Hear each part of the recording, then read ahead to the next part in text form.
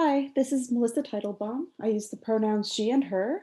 I'm in the Bachelor's of Social Work program at Ryerson University, and I'm a placement student at For a Safer Space. Today, I'm going to be talking about the book Hood Feminism by Mikki Kendall. The book talks about gaps in today's mainstream feminist movement, who benefits, who's being left out, and Kendall brings race, class, sexual orientation, and ability into conversations about gender equality. Today, I will be focusing on the book's seventh and eighth chapters. So chapter 7 is entitled Pretty for a dot dot dot. It deals with themes of colorism or discrimination based on skin color that disadvantages dark-skinned people while privileging those with lighter skin, as well as topics surrounding fetishization or the hyper-focus on a particular group of people for its attributes that stereotypically have to do with their race. So in this chapter, Kendall is drawing from her own experiences and examines the internalized racism experienced by Black women, such as how Black girls are taught that they need to relax their hair in order to meet beauty standards. She also mentions that having lighter skin and some of her family members was seen as a positive thing. And these feelings come from the fact that natural hair and dark skin are discriminated against by wider society. There is privilege that comes with being thought of as quote unquote pretty, and more is expected from Black women in order to meet this standard. There's a big difference in what is expected from white versus Black girls, with Black women needing to put more effort into their appearance if they do not want to be met with disapproval from both inside and outside of their communities. Colorism is about more than just beauty aesthetics. Darker skin is related to lower job prospects, difficulty getting promoted, lower marriage rates, higher arrest rates, and longer prison terms. As well, it does not only exist for Black Americans, it's also found in Latin America, East and Southeast Asia, the Caribbean, and Africa. Colorism makes it possible to experience privilege based on skin color inside your community. If you are relatively lighter skinned, yet still experience oppression outside of it. It is rooted in colonialism and slavery in some cultures like the US, but predates contact with European beauty ideals in others, and is more related to class than white supremacy. Because people who did manual labor tanned more because they worked outside, while the privileged had lighter skin because they spent more time inside. Also, colorism places those with lighter skin in positions of privilege, allowing them more access to opportunity. Things such as the skin bleaching creams are marketed to suggest that those who use them will have access to higher incomes and a better love life. So for many communities, the potential rewards outweigh the risks because of societal pressures. Looser hair texture is also associated with greater success. This is called texturism. Both colorism and texturism are issues in feminist spaces because at the same time, white women will appropriate Black hairstyles and darken their skin to feel as though they belong in those communities without ever having actually been at the receiving end of the oppression that comes with colorism and racism. Then they will feign ignorance of what it means to capitalize on fetishization and exoticism without doing anything to combat the problems most likely to be faced by those who are actually disadvantaged by these standards. So Black feminism has been doing the work to combat colorism for a long time, with examples such as campaigns against skin bleaching, advocating for a better media representation of darker skinned girls and women, etc. But it's not just a Black feminist issue. While a beautiful white woman might be thought of as someone worthy of respect, a beautiful woman with darker skin may be disrespected and overly sexualized. So everyone is implicated in colorism because of how deeply ingrained it has become as both an intraracial and interracial problem. So both intraracial and interracial solutions are needed. Cross-cultural dialogue about the impacts of colorism before talking about healthy beauty aesthetics are needed. And right now, mainstream feminism is focused on the impact of the male gaze when it comes to beauty culture, but there's a need to focus on other issues as well. So feminism finally must be willing to look at how it engages in colorist hierarchies internally. Quote that I liked from this chapter on pages 109 and 110 If we want to raise an empowered next generation of Black and brown girls who can love themselves, love one another, and change the world, we need mainstream feminism to start calling out colorism and addressing it. This illustrates that women of color cannot experience true equality if white women do not start seeing colorism as an issue that not only exists, but that they are implicated in. And if the effects of colorism continue as they have been going, girls of color will keep growing up feeling as though the way they look is less than acceptable. So even though the issue has evolved in a way that now exists within communities, they will continue to be reproduced if their white supremacist roots are not extinguished. And this will take real effort from the feminist movement at large.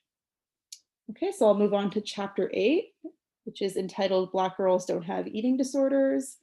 Major theme in this chapter is mental health, emotional, psychological, and physical well-being.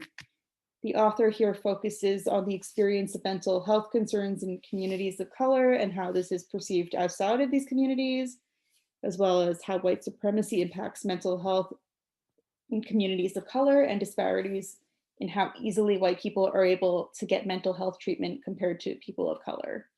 There's also some focus on body positivity, which is a social movement that was created to challenge ways in which the physical body is viewed, in particular, empowering and normalizing the plus size body. So in this chapter, Kendall talks about how girls in marginalized communities have the same mental and emotional health issues as those in wealthier communities, but are less likely to have the language or resources to address them. So when it comes to eating disorders in particular, they are not actually about eating habits or food, but an outward expression of other issues such as divorce, poverty, and abuse. And the bodies of people of color are not validated because they cannot assimilate into dominant cultures. Beauty is widely associated with whiteness. This leads to self-esteem issues in girls of color because they're made to feel as though they are worthless. And then there's more of a risk for girls of color to develop an eating disorder and for it to go unrecognized and untreated. Even when they do get treated, it's not likely that the programs will address the impact of racism, and this could be a source of even more trauma for these girls. So the seeds for eating disorders are laid even earlier than the onset of puberty because girls of color are aware that they will not be able to meet beauty standards set by white culture when they do go through puberty. And eating disorders for them are rooted in part in structural factors. Because when you control nothing in your environment and are constantly bombarded with media messages that tell you that your body is simply wrong, it can make you feel that your body is the only thing that you can control. As well, when it comes to advertising healthy foods, the bodies that are represented are mostly slim, white, abled, and cisgender. As well, the food isn't necessarily appealing or familiar to everyone. It's also hard to eat healthier if you cannot afford it, or if what you can afford is not the kind of food that you're used to because it's marketed towards white people. Thin white bodies are seen as the standard of what is healthy. The assumption is that eating disorders largely affect white women, so there is a lack of research that addresses racial differences. This shows a lack of cultural competence, as well as an ignorance of the impact of socioeconomic status and identity on the relationship with food, which further isolates those who are struggling. For a marginalized person, fitting into a specific aesthetic can have benefits as well, such as higher paying jobs, better access to education, and better treatment by society at large. So it becomes more difficult to get out of this cycle. It's also difficult to find healthcare providers with cultural competence because the mental health care system is biased towards Eurocentric values. So this could make people who need the treatment stay away from it because they do not want to deal with racism. As well, eating disorders can be coping mechanisms or responses to other mental health issues that are going untreated, such as PTSD. But there is a perception that women who are not white do not have a full range of emotions. Also important, the body positive feminist movement, which was spoken about earlier, is supposed to be for everyone, but there are issues within this community to do with racism and colorism, even though the movement happens to have been started by women of color in the first place. Marginalized people in high stress environments are not receiving proper access to mental health services. This can be because of a lack of availability, issues with transportation, lack of childcare, or it being hard to take off work.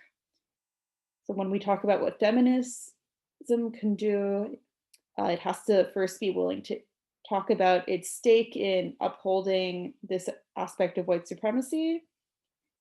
It needs to advocate for improving medical care in general, and it has to put at the center those who are most vulnerable to the systemic differences in conversations around getting help and caring for yourself, whether through the mental health care system or at home. Marginalized people should also be given leadership roles in campaigns and institutions concerned with mental health. And finally, there is a need to lobby legislators to improve access. My favorite quote here on page 120: "The truth is no one is immune to trauma, but only some get what they need to handle the aftermath." So this shows us that mental health affects everyone, but not everyone has the same means to deal with it. And for marginalized people, the same system that helped contribute to their mental health concerns in the first place is also responsible for putting up barriers towards them receiving care. And this needs to be more of a feminist issue that everybody cares about. All right, that's it for today. Thank you so much for listening, and hopefully see you next week. Goodbye.